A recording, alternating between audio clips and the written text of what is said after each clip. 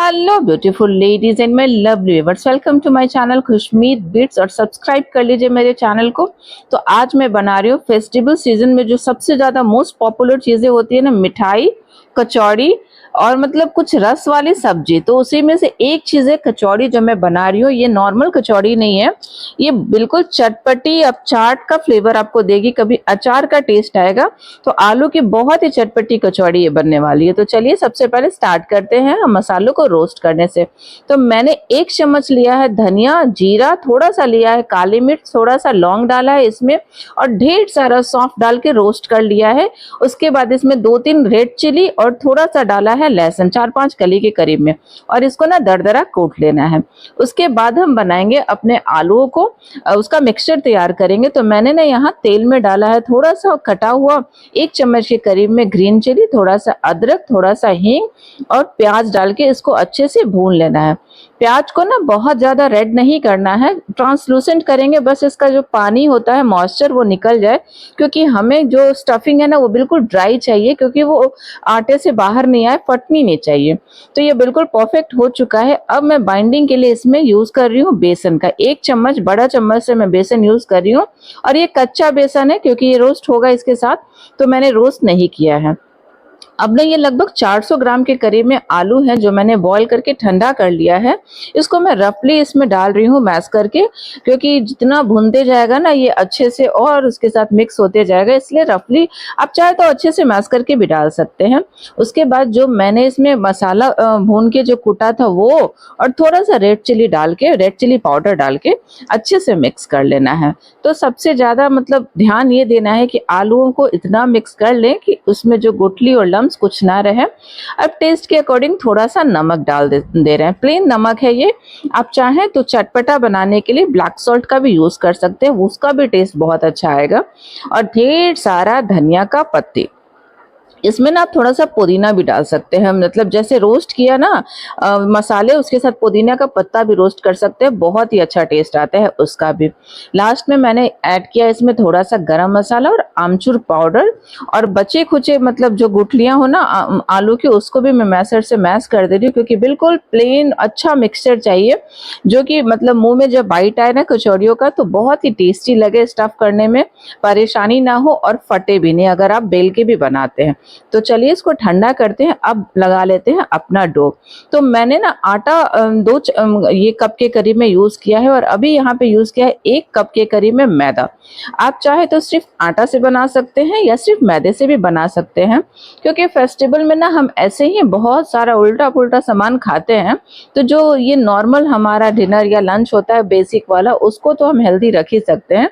तो मैं सिंपल आटा यूज कर रही हूँ, थोड़ा सा मैंने कचौड़ियों को खास्ता बनाने के लिए मैदे का यूज किया है। यहाँ मैंने डाला है 1 चम्मच के करीब में सूजी, है बिल्कुल महीन बारीक वाली सूजी है। ये ऑप्शनल है, आप चाहे तो डालें, अदरवाइज स्किप कर सकते हैं। मैंने टेस्ट के हिसाब से नमक डाला है, और अजवाइन को ना क्रश करके हाथ से इससे अच्छा फ्लेवर आ जाता है। उसमें बहुत सारा मतलब 1 बड़ा चम्मच मैंने हींग डाला है, क्योंकि ये पाउडर वाला हींग है, इसका टेस्ट उतना नहीं रहता है। अगर आपके पास अच्छा वाला हींग हो तो आप थोड़ा सा ही यूज करिएगा। 1 कटोरी के करीब में व्हाइट वाला तिल डाला है। रेड चिली फ्लेक्स या रेड चिली पाउडर आप डाल सकते हैं। मोइन के लिए ऑयल डालना है इसमें, और मैं डाल रही हूँ ढेर सारा धनिया का पत्ती। धनिया पत्ता से ना कचौड़ियों का टेस्ट बहुत अच्छा आता है। इसके बाद मैंने 2 चम्मच के करीब में बेसन का यूज किया है। तो बाइंडिंग जब आप हाथ से करेंगे ना, तो मोइन जैसा आपको लगे आप थोड़ा ज्यादा और कम कर सकते हैं, जैसा भी आप खाते हैं। और रिफाइंड ऑयल की जगह पे आप चाहें तो इसमें घी का भी यूज कर सकते हैं। मैं यहाँ पे कभी कभी ना इस कचौड़ी में मलाई डालती हूँ, जो घर की मलाई होती है ना, कोई मोइन नहीं डालती।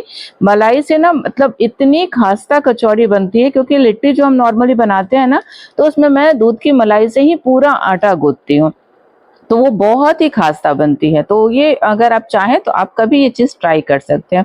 फिर हल्का हल्का पानी डालना है इसमें, एक बार नहीं डालना है, और अच्छे से इसका एक मतलब नॉर्मल डो बना लेना, जैसे हम आटा लगाते हैं ना रोटियों के लिए, वैसे ही। बहुत ज्यादा सख्त नहीं रखेंगे, क्योंकि अगर आप सूजी यूज़ करेंगे, अगर आप सूजी यूज़ कर रहे हैं तो ये थोड़ा-सा पानी लेगा, इसलिए नॉर्मल आटा रखिएगा सॉफ्ट।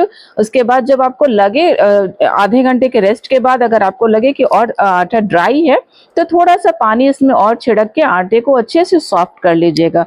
क्योंकि अगर आटा कड़ा रहा ना, तो जब हम ऑयल में मतलब इसको स्टफ़ करके डालेंगे, तो ये खुल सकता है, इसका जो मुँह होता है ना वो फट जाता है। इसीलिए मतलब बिल्कुल सॉफ्ट रखिएगा, गीला नहीं रखना लेकिन एकदम रोटी वाला सॉफ्ट।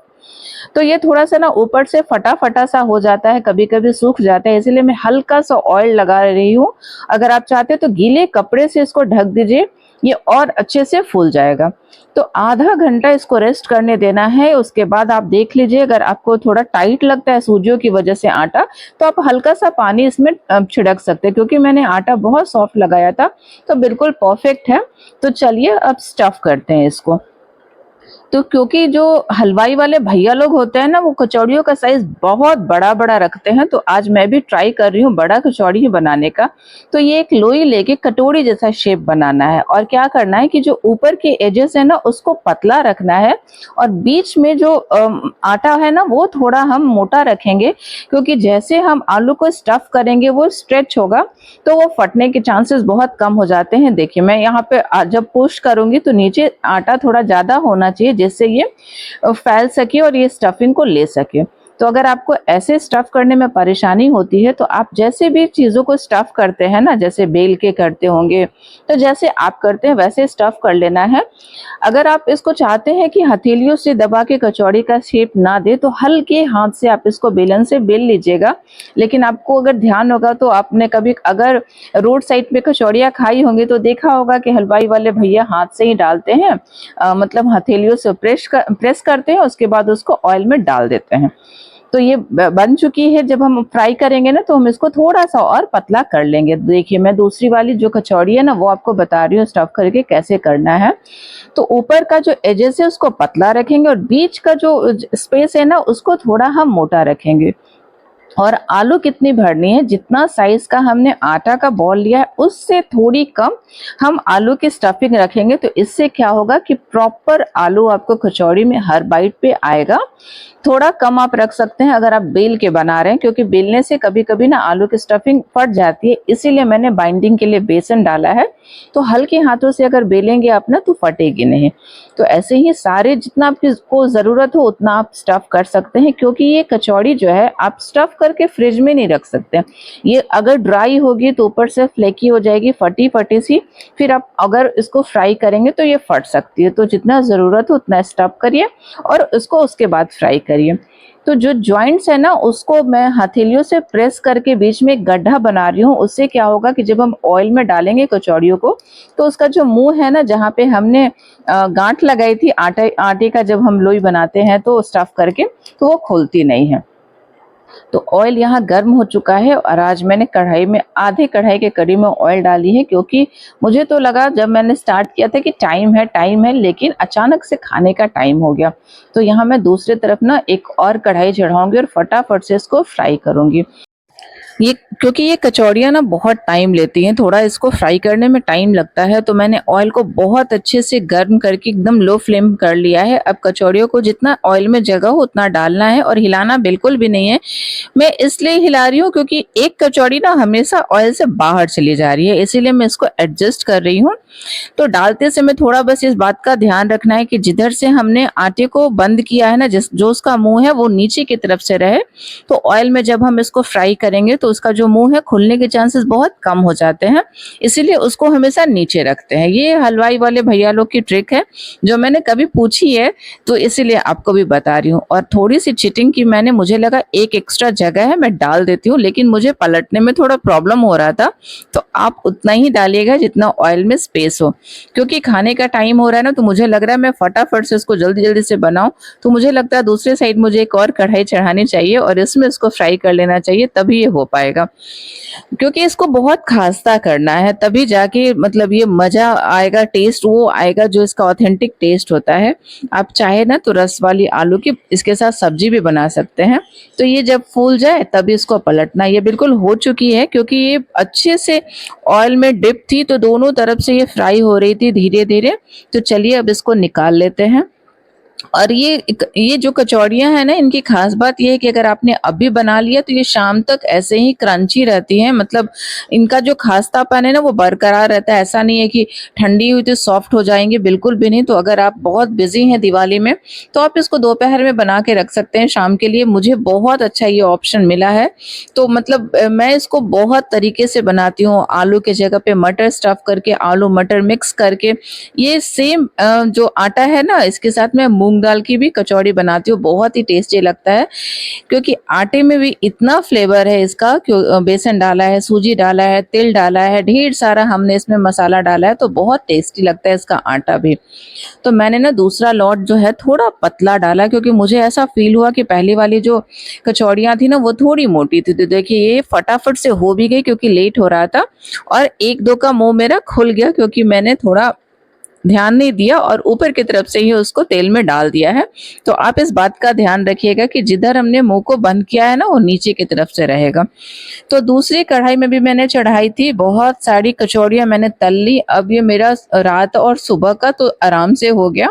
तो बिल्कुल तल के इतनी सारी कचौड़ियाँ तैयार हुई, और कुछ तो मैंने मतलब आलू ऐसे ही छोड़ दिए हैं। अगर ज़रूरत लगा तो मैं सुबह में फ्राई कर लूँगी।